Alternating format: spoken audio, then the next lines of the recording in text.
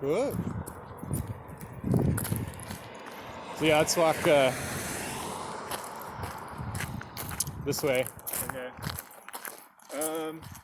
So it's true. So then he talks about like he finds that certain people with like overexcitabilities, and it's interesting too because he kind of talks about gifted people or people with overexcitabilities with like but like in different realms, which is really interesting. Thinking about like emotional IQ, physical IQ, right? He was kind of ahead of the curve on that. They said some people are like, have a certain like, physical overexcitability or emotional or something like that.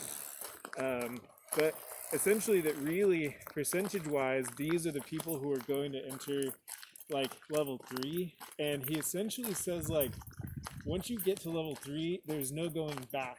And that's the scary part for a lot of people.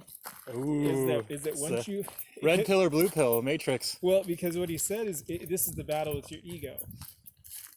This is the dark night of the soul, right? This is where you have to essentially kill yourself in order that you might live.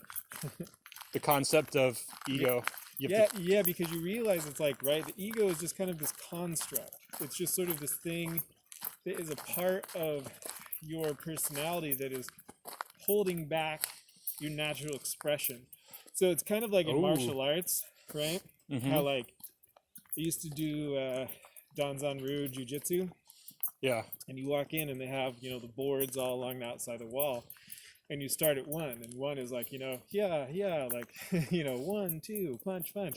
And it keeps going around the wall like clockwise until you get to the end. And that's like, flying hurricane, like crane destruction knee bomb or something. But then what something Sensei says is realize that the next one in the sequence is the first one. And in some ways, that means that it's higher than the one before it. Whoa.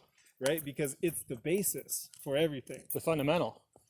So it's kind of interesting then, that if you think about in the beginning, that you have this like psychopathic tendencies. What is a psychopath? Define that. Psychopath essentially has like no empathy, like no regard for other people. Like you've seen like American Psycho? No. Oh. Well, you're just me-centric. You're just thinking of. Yeah, I mean, so just like they say, like an abnormally large number of CEOs are psychopaths, because it's like, hey, if you make this decision, like, a bunch of people will die and lose their jobs, and it's like, Huh. Right, which makes them very effective business leaders. Ah. Interesting. So, right, but it's like, but the company's going to do good though.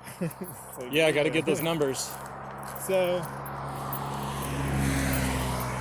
but it's also, there's an instinctive quality to it that, in some levels is wrong, but it's like in some ways, in the same way that like in the theory of everything, if you think about that, you go from like, right, egocentric, ethnocentric to world-centric, which is actually also like Christ's journey, to throw in an Easter reference there, right? Yeah. Because he goes from, right, where he's at to caring for people in the village, to caring to people in his city, in his country, and eventually the whole world, right? That his thoughts and belief had transcended. Some would argue the universe. Yeah, sure. I mean, whatever that's worth. If you want to get cosmic. Yeah, no, good. So anyway, so his dark night of the soul is essentially saying that like once you cross that barrier, it's very much just like that, right? Like, I take this pill, I go this way, it's like, but the steak is tasty, and I just want to live my life in this way. I kind of want society to give me the things that I need and kind of tell me what to do and the rules to follow, right? Because once you go to that next level, you make your own rules, right? You, like, what's right and wrong, you don't get that from society, right? You have your own moral compass. you have your own set of rules and ethics, that you're taking things into consideration. And so now it's kind of like you're on your own, and which also means you're very responsible. But You're taking responsibility for your own actions. yeah, I mean, again, going back to the Christ figure, right? Those ideas and those things that he's coming up with are unique, right? I mean, in a way, I mean, yes, in some ways, a lot of them have been said in maybe different ways, but he had gotten to the point where he's like, I know this is right. Yeah, like he without sin cast the first stone. Totally. Like that was deeply profound. Yeah, and maybe you know, other people thousands of years before him have thought of it, but you know what I mean. But he got there. He got to that point. And he actually delivered. Right. Yeah. When this situation arose, like. Right. What's interesting about that, real quick, is that he not only helped the woman, but he actually made everybody there rethink their life. Like, everyone was better for it. Does that make sense? Like. Yeah. They're like, oh, geez. Oh, Jesus. Yeah, that's me. That's what I said. Yep. Right here, present. Yep, still here. Yep. Still here. Still me. Now go on a vision quest and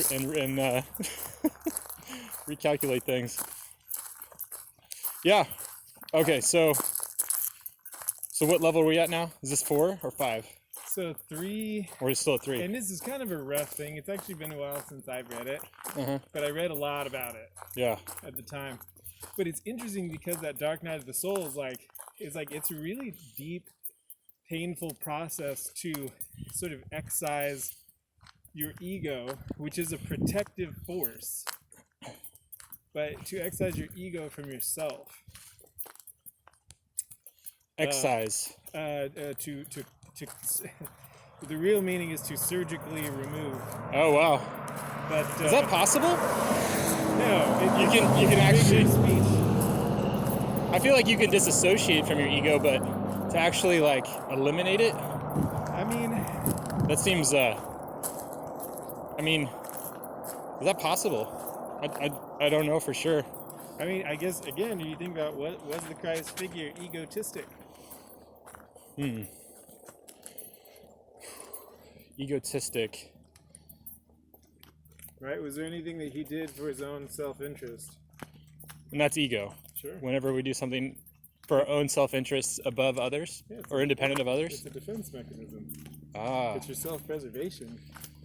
So you're basically you're dying to self-preservation is what you're doing when you eliminate ego. Yeah, pretty much. I mean, it's the same thought that like you die so that others might live. Like when you get to that point that your life doesn't mean as much in the grand scheme of things, right? That you quit fighting for self-preservation because you realize that you're one with everything. You realize that your actions have profound, you know. Do you think you have to go through Maslow's hierarchy of needs before you can achieve that, or can you skip? I think it's all kind of the same. I think it's a bunch of people saying the same thing. Like I said, right? Karen Horney came to self-actualization before Maslow did. With the Pursuit of Glory. A book. Pursuit of Glory was her triangle. Oh, okay. It's a model she made. Yeah, so it's a model, and Pursuit of Glory was an interesting thing that no one had ever really thought about until Maslow put it out there. But she was a woman. Women can't be smart. They can't have good ideas. Totally. You can't sell this. Yeah. You're a woman. But it is interesting to think that, you know, we do talk about Maslow a lot, but just that a lot of people have come here and really, you know, Dabrowski's saying something very similar. But I personally think that his idea is more complex, but it's less simple, but it's not overly complicated either. Yeah. I'm sure there's caveats in each one. Totally. But for me, his one really lays out some key things that some people will never get there. Yeah, which is interesting. So that's 4. Sorry, which one are we on? So one is the sheep, basically. 2 is the one is the psychopath. Psychopath. Well, yeah, the herd, the hive. 2 is the hive. Oh, 2 is the hive. 2 is just society just saying, right, that like, this is wrong. Like, okay. Okay. Yeah, don't do that. Okay. Okay. I won't do that. I won't drink milk when it's hot out. Totally. That's a bad choice. So then 3 is where you kind of separate and you say that you acknowledge that that's not the way. You acknowledge that there's something else, and you kind of step into that. And between 3 and 4, and I believe there's like maybe other like levels or sub levels, but in a nutshell, Yeah. between 3 and 4, you go through this process. And when you come out the other side, essentially, it actually mirrors Kierkegaard's Knights of Faith pretty well. I forget the other 2 before a Knight of Faith, like but he goes through the same thing, right? Okay. He's got stages as well. Yeah, it's 3 stages. Boom, boom, boom. Uh-huh. But when you get to the certain point, like essentially what you're saying is like it's like you're like living, moving expression. He's like right, falling down looks the exact same way as gracefully leaping and executing. Like there is no failure. There is no anything. Like it is what it is. You are what you are, and you're sort of existing in the same like organism presence of like anything else, right? Yeah, like I like that. A bacteria doing something isn't inherently doing anything good or bad. It's just being. It's just being. Interesting. That's interesting. And so it's interesting that he gets to the same place in that regard of sort of like Christian philosophy in general, but also like psychologically with just like steps going from right, you're just a giant organism that needs food and whatnot, to then needing these other things, to then reaching this point, which is the point of a lot of religions. So it's like it's all the same thing.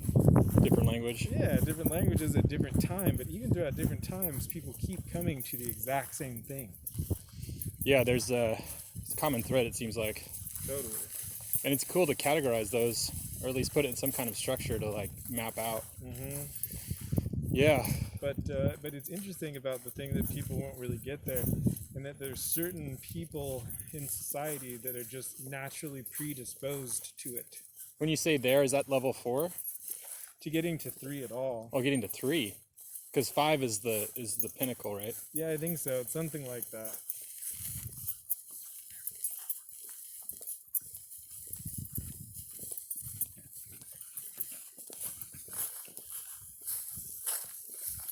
Hello. How you doing? Good. How you doing? Happy Easter. Happy Easter to you. Yeah. Nice day out. Oh, it's a beautiful day. Enjoying the lake? Yeah. Right on. Have a good one. So some people don't even make it to 3. Mm-mm. I mean, if you think about it that way... Can you put it in a ratio? Does he have the numbers? No. Like, he, maybe. like 1 out of 50? I just actually bought the book, like a hardcover of it, so I'm gonna like reread it. I like went through a lot of his stuff like online. A lot of it's like out there freely, but Okay, so level 3, that's where you're in being. You're just being. You're being. level 3 is kind of where you take that step. Level 3 is sort of where, okay, in Matrix parlance, level 3 is after you take the pill. Okay. Right, so level 1 is you're just right. You're just someone living in the Matrix. Yeah. Level 2 is you're someone who's like who's Morpheus, right? Or at least that you're kind of you're well, maybe level 1 is just like an agent. Level 2 is someone who's like living in it. Level 3 is somebody who is sort of asking those questions, and then or something like that, or someone who's like if you've like taken the pill, you go from 2 to 3. And then like 3 to 4 is like when he like becomes code and like kicks the shit out of Agent Smith, kicks the crap out of Agent Smith. Oh yeah, he sees everything as code. Yeah. Yeah. So again, it's the same story. Stop trying to hit me and hit me. Totally. Right? You just become one. You think that's air you're breathing now? Totally, right? Yeah. Okay. So then. Man, it's hot as shit out here. Yeah. So milk was a bad choice. And then. Okay, so that's 4. You see everything as code, and then 5 is you benefit the world, like you're making choices that for benefit. Yeah, well, it's not even that like you benefit the world, but it's just that you have a personality, like you are completely your own person, right? Your choice, Without ego, which right, sounds interesting, like being egoic. yeah. I mean, What's the difference? So remember though, right? You start where you end, Oh snap! right? Boom! Yeah, and so essentially that's kind of why right, when Jesus has the thing and he's like, right, be like this kid, Yeah, be like children. because the kids are actually, they're not egotistic, they're really not, I mean, per se, they're just curious, they're just like what do you want to do today? Like, I want to put crayons in my hair. Like, all right. Who am I to stop you? You know, it's not crazy, right? They're just young. And so it's like, if you could carry that with And free. you, yeah, exactly, and free. If you could carry that with you into adulthood, that would really be something. So, it's not necessarily that you benefit. It's not that you're anything. It's just that you are precisely who you are. You're basically a responsible kid. Yeah. Yes. You're unique. You're completely unique in your own right. You're not parroting sound bites. You're not doing anything. Like, your thoughts are your own. Your opinions are your own. Your morals are your own.